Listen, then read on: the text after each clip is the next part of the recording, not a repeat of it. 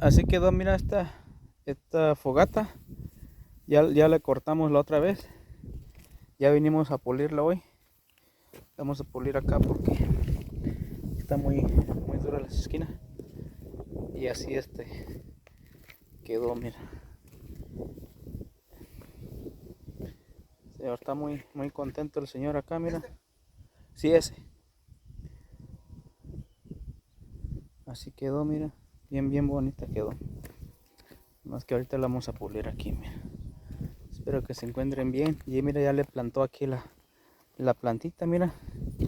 Quedó bien bonita aquí, mira. 3 pinitos. Y aquí también le plantó, mira. Espero que se encuentren bien de salud. Es lo más importante. Ánimo. Y luego nos vemos. Ahí estamos.